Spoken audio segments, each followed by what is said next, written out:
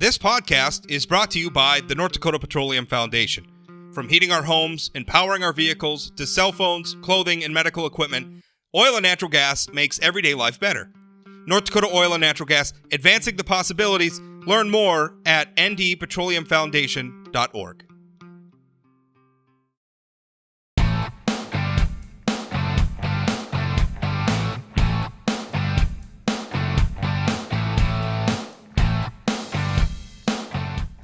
Hello, folks. Welcome to Plain Talk Live. I'm Rob Port. So, cryptocurrency. You're probably hearing a lot about it. You're probably hearing a lot about, like, Elon Musk and cryptocurrency and Bitcoin and Dogecoin and all sorts of weird names that precede coin. It can be confusing. I will tell you. I want to say that I understand the basics of cryptocurrency and that it's a technology. It's based on blockchain. It's a way of basically recording transactions in a manner that's somehow simultaneously transparent, but also extremely secretive to the point where criminals like ransomware hackers use it in order to get their payments. It can be a confounding topic to talk about, and yet it's beginning to infiltrate our society in some very pragmatic ways. Businesses are beginning to use cryptocurrency. You can buy goods and services using cryptocurrency, and a lot of the business owners that are moving in that direction say they like it.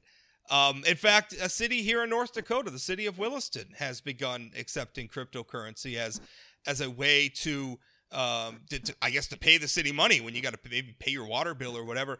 So that's going on. So it's an interesting thing, but how many of us really understand this? And is this something that you and I should be using? I will tell you, I like trying new things. I'm a unrepentant gadget head.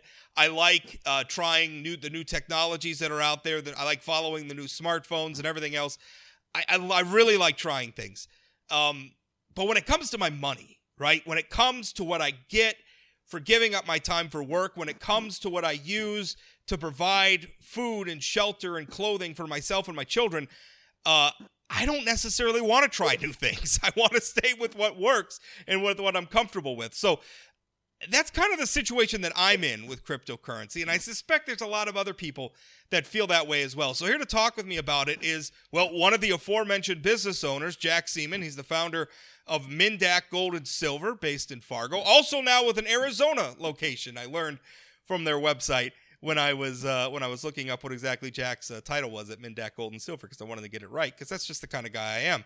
Jack, you have a Bitcoin ATM in your business now. You were recently featured in an article. Now I'm looking at the wrong article. There we go. An article by Thomas Ivanella in the Fargo Forum and in all of our forum communications papers across the state about cryptocurrency and all this fun stuff. Tell me, you accept cryptocurrency for payments in your business. You have the cryptocurrency ATM in your business, which is where people could come and essentially it's an exchange point where you can turn cryptocurrency into cash or vice versa. Why did you decide to go down that road? What attracted you to cryptocurrency? Well, I think kind of like you, Rob, I'm kind of a gadget head. I like new technologies. I like new things. For an old guy, the kids say I'm pretty techie, so that's pretty cool. And I was introduced to Bitcoin back in its infancy, back in 2011 or 2012, and I didn't really understand it at that point. But around 2014 or so, I was approached about having a Bitcoin ATM in my store when we were located on Broadway in downtown Fargo. And I wanted to go ahead and pursue that opportunity. And once I had that machine in my store, it kind of opened my eyes up to the whole crypto world. And, I would say it's been a success so far. Am I doing a lot of transactions in crypto? No, I'm not, because I think the vast majority of people don't really understand crypto and they don't know how to work with it and they don't want to work with it right now. But I'm trying to position myself for those that do. And then as we go into the future, I think more and more people are going to be using crypto, and it's something that I want to be ahead of the curve on.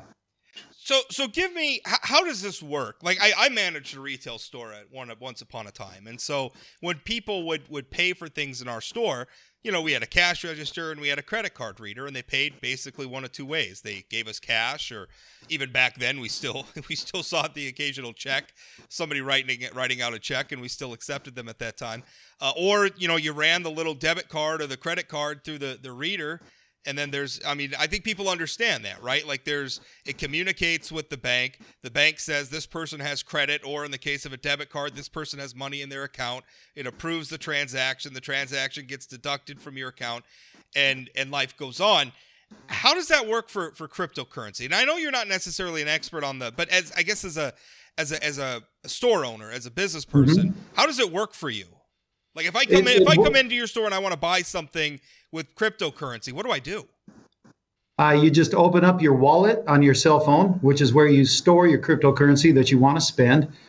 There's hundreds of wallets out there to choose from in the App Store. You can choose your favorite, download it to your phone, give it some basic information, and then the cryptocurrency that you acquire gets stored in that wallet, much like dollar bills get stored in the folds of your wallet that you keep in your back pocket. And when you walk into my store and wanting to buy some gold or silver for Bitcoin, you simply open up your wallet and you show me your QR code on your phone. I take my phone and I scan your QR code, and the Bitcoin that you want to send to me is immediately sent to my phone. Once I have proven receipt of your Bitcoin funds, our transaction is done. It's just as easy as swiping a credit card. Just takes a little bit longer at this point. So that sounds great. And I kind of use one thing that I really like on my smartphone is I can pay with the tap now. I really like that. Now, of course, that's not using cryptocurrency. That's still just using my debit card. And it's basically just a different way to swipe the card. Instead of swiping the card, I'm tapping the phone. But I think that's super convenient and cool. One thing that worries me, and so maybe I'm hoping this is something that you've explored, because as a business owner, you're giving them a product in exchange for getting some of their crypto. Well, let me ask you this first. There's lots of different types. There's Bitcoin, there's Dogecoin. I mean, there's all sorts of. Can I pay with any type of cryptocurrency at your store, or do you only accept a certain type? Yeah, there's some of the most well-known ones would be the ones that I would accept, and I have my favorites as well. But generally there's, I don't know, 10 or less of the heavy hitters of the crypto world that are kind of frequently used in society right now, and any of those would be fine, because it really doesn't matter what crypto you pay me with. I can go to my exchange and I can turn your crypto into the crypto that I want, and I can just exchange it and go that route, or I could turn your crypto into cash depending on which one you use. So I have options as a store owner. But let's just, to simplify this for our viewers and listeners, let's just call it Bitcoin, because I think that's what most people understand. So if you walk in and you want to pay with Bitcoin, I'm going to receive it on my phone, and I'm going to have a confirmation of that transaction rather quickly. And once I receive that confirmation, we're done. There's no need for you to stick around. I'm reassured as a business owner that your funds are there and that they're coming to me. I can see that they're en route, and it's really that quick and easy. It's all just done electronically by scanning somebody's QR code. If you're familiar with Venmo, which is a popular way to send money amongst friends and family members now, Venmo operates on a QR code system too. If you're in person with someone, you just open your Venmo app, show the QR code on your phone, and zap the money right over. And that's exactly what we're doing with Bitcoin. In the article by Thomas Ivanella, which I recommend that people read because it was really illuminating for me, in the way that we're taking some of these things we're reading about national headlines and talking about how they're showing up in our lives right here in North Dakota. You said that this was actually easier than other forms of payments. How so? Well, if you write me a check, Rob, I have to hope that check is good. I guess if I really wanted to, I could call your bank and verify that the funds are there. But in today's society, banks don't want to give up any personal information. And then I have to wait for your check to clear. That's a 5 to 10 business day process for the funds to actually transfer from your account and land in my account. It takes that many business days for funds. So checks are the dinosaurs of the payment world, and not my favorite way of accepting payment. I don't think that. Yeah, a lot of people don't want to accept checks anymore. Is it faster than like credit cards? Does it have an advantage over swiping a card too? Well, it does depending on the cryptocurrency that you use. One of my favorites is a cryptocurrency called Dash, and those payments are instant and they're extremely low fees and it's instantly respendable. So as soon as you send it to me, I can turn around and send it to somebody else. Bitcoin is pretty slow. It's the most used cryptocurrency. The confirmations that it takes to finalize the transaction can take 20 or 40 minutes. But like I was saying earlier, I'll get the first confirmation probably within 3 minutes or so, and then I'll know that it's on its way and we're good to go. Do you have one thing that scares me a little bit about using it is that I'm afraid that I'm going to because in order to use Bitcoin, I would have to purchase some Bitcoin. And then there's obviously going to be some time between when I purchase the Bitcoin and maybe when I use the Bitcoin. And it seems like something I read about a lot with cryptocurrency. And admittedly, I'm not an expert on this stuff. So I'm just talking about my perceptions of it as somebody who's watching. It seems like the value sometimes can be a bit of a roller coaster. And I'm worried that if I'm going to make a purchase with Bitcoin, that I'm going to buy Bitcoin and then it's going to lose its value and I'm going to end up losing money. Because at the end, all any of this stuff is worth is what I can buy with it that I want or that I need, right? I mean, at the end of the day, I can't eat the money. I can't wear the money. I can't use the money for shelter. It's only good for me I can't play video games with the money. It's only good. It's only usable to me insofar as I can purchase those things. So if the amount of things that I can purchase diminishes, I mean, that's what I'm afraid of, is that I'm going to get Bitcoin and then it's going to lose value and I'm going to lose money. I mean, it's one thing, I put money in a savings account and the cash is generally, I mean, there's things like inflation, but generally I have some confidence in what the purchasing power is. I put my money in Bitcoin, I feel like I'm buying a stock. Is that making sense? Totally.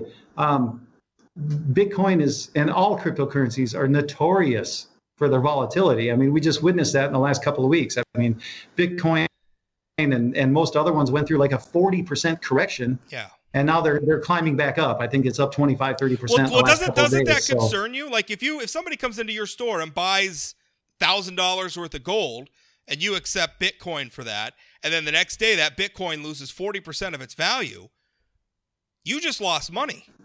Yeah. Yeah, it's a big risk as a business owner whether or not I want to accept Bitcoin. And I do it on a per transaction basis. But if you want to get serious about accepting cryptocurrency, there's programs out there you can use, probably similar to the Visa or MasterCard system or whatever, where as soon as I accept the Bitcoin, it's transferred into cash by the system and then the cash is sent to my business account. I just haven't done enough transactions yet to where I have that program in place, but the programs exist. So that really reduces a business owner's exposure to market loss when it comes to Bitcoin. And, Rob, you're not going to let me get by this question without saying something with my libertarian roots here. You hinted at inflation. I mean, come on, the money in the bank is guaranteed to lose money every single day. It's losing all the time. Yeah, so but at least it's a coin flip. At least it's a predictable loss. Well, as far as we know, right? I mean, a death by 1,000 cuts is still. I mean, don't get me wrong. I mean, I am not against cryptocurrency at all, and I am well aware of what we're going through right now with the federal government just pumping money it doesn't have into the national economy, essentially printing money, right? I mean, that's what the government does when it spends money it doesn't have. It's printing money. We're pushing it into the economy, and what is that doing but devaluing all the other currency that's in the economy, right? So, that's why we always have to do things like cost of living increases for everything, because we have to, that slow attrition of value that is inflation happens constantly. But it is relatively slow. Like there's not usually like these huge wild swings. I think what did we see? A 2.6% jump in the CPI, and that was considered abnormally large. It's typically pretty slow and predictable. That's my point. And again, one of the benefits of cryptocurrency is you don't have politicians who can manipulate its value, I guess is the point. The problem is that its value is volatile. That's it is volatile. Yep, there's no question about it. And people ask me all the time, should I buy some crypto? And I say, no, you should buy some gold and silver. And then if you have money left over, then buy some crypto. But if you want to get into the crypto space, that's fine. But my best advice is treat it like a craps table. Walk up and purchase only what you're willing to lose 100% of.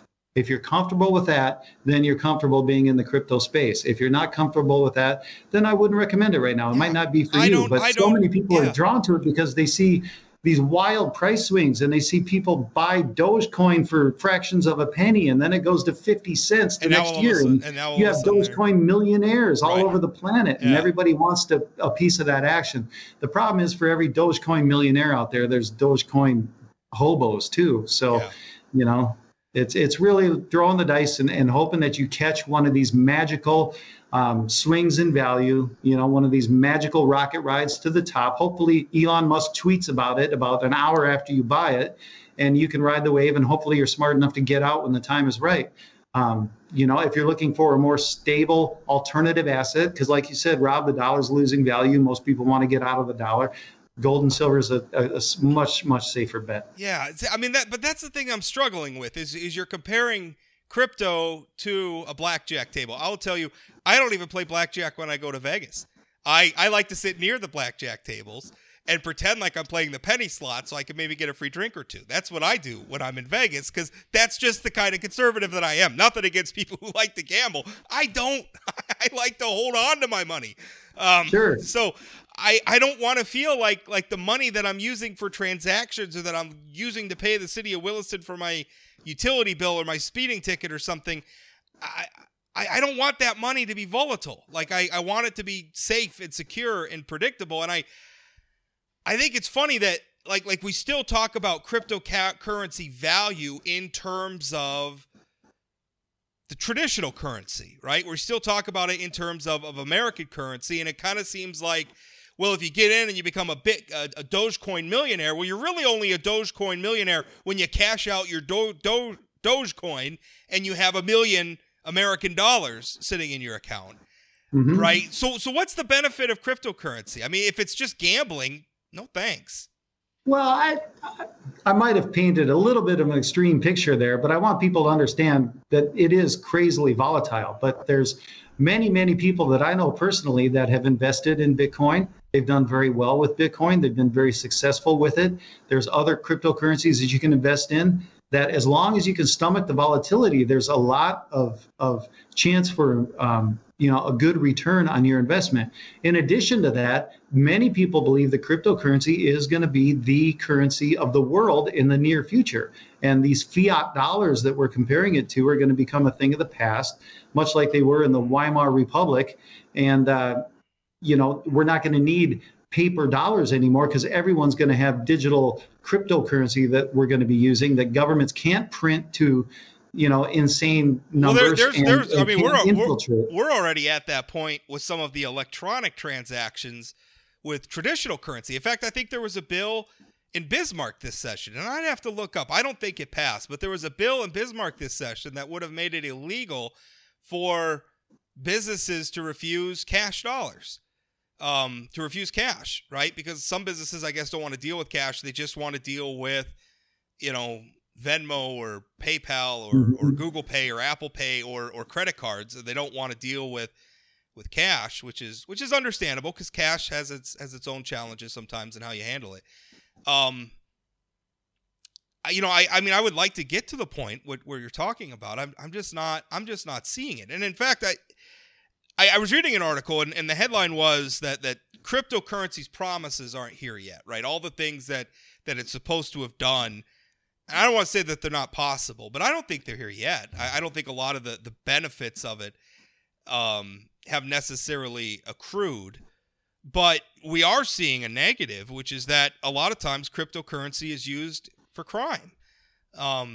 Things like drug trafficking. I mean, that's right. I mean, whenever you watch a movie about Pablo Escobar or something, there's always that scene where they have like the apartment that's just full of stacks of money. And they're like trying to figure out, what do I do with all this money, right? What a problem to have, because it's dirty money, right? And eventually, like with cash, the government's going to figure out and they're going to want to know how you got that money. And so it's like, well, how do I launder it? What do I do with it and everything else? Well, I guess a lot of times with crypto is a solution to some of that. It's also being used in ransomware attacks, which have been much in the headlines lately, where we saw the Colonial pipeline hack where they ended up having to pay the ransom. And if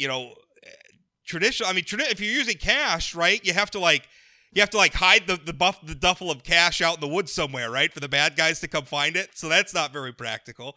If you use a traditional, like you can't write a check, you can't run their credit card if you're a bad guy, right? You can't do that stuff. But if you accept crypto, you can accept that payment. So I mean, the argument in this article, and I don't know how I feel about it, but the argument was crypto hasn't given us any of the good stuff it promised yet, or at least not maybe some of the top echelon good stuff that it promised.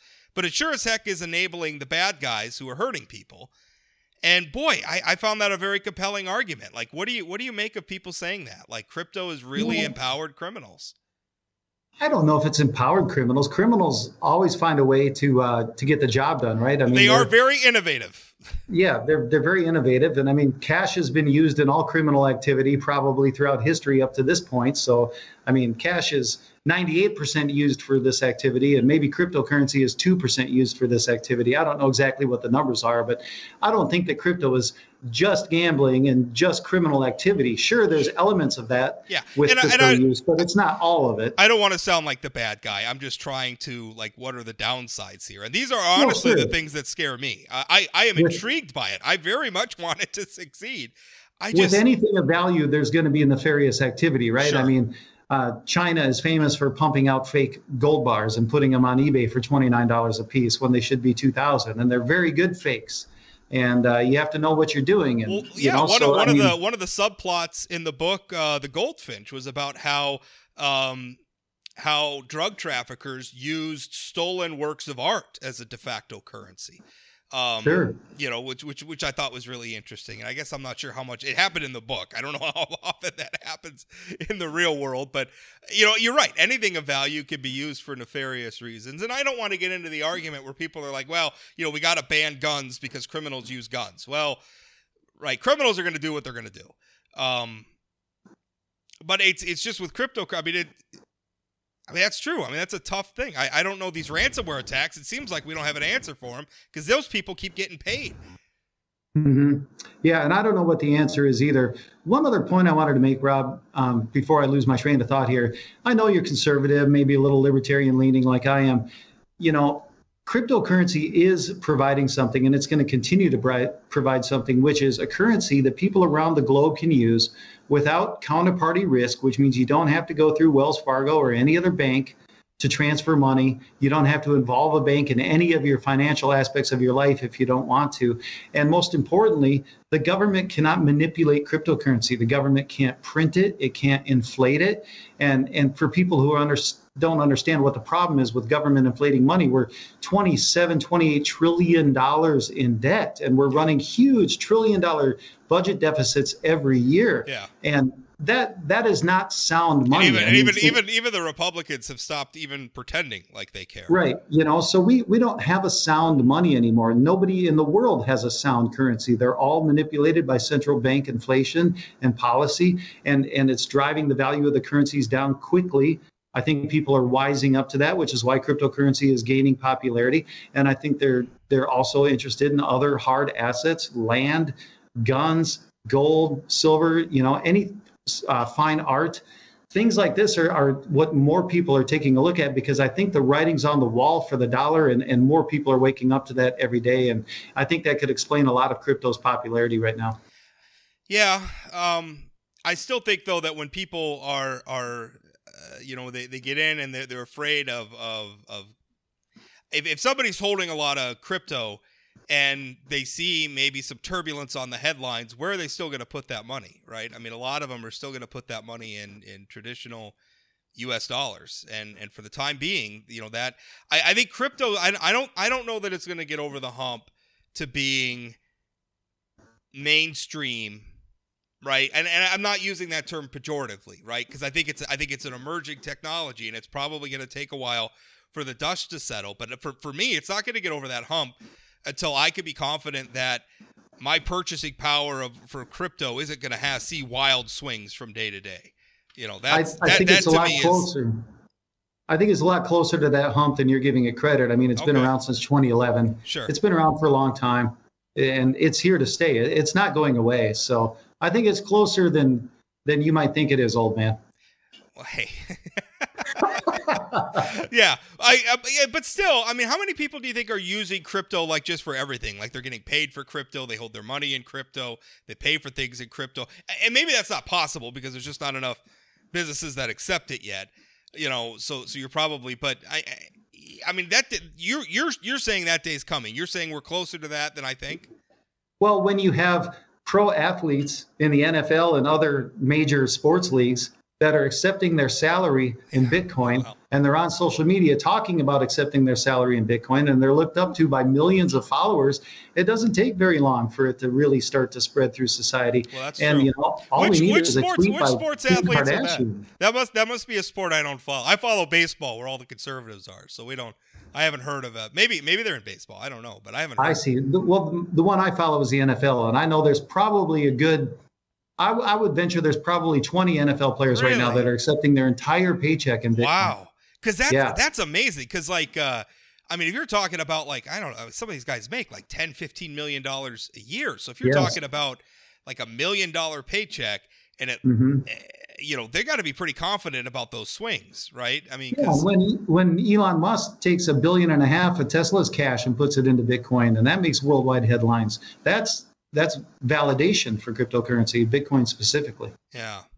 Well, it's an interesting thing. What are you looking for in the future? Like what should we be watching out for? Is it at this point just proliferation of it? Like just getting more and more common where you can go into more and more businesses and see Bitcoin as an option to sell? Absolutely. There's a lot of online businesses that already accept Bitcoin. Overstock.com is one of the probably most well-known.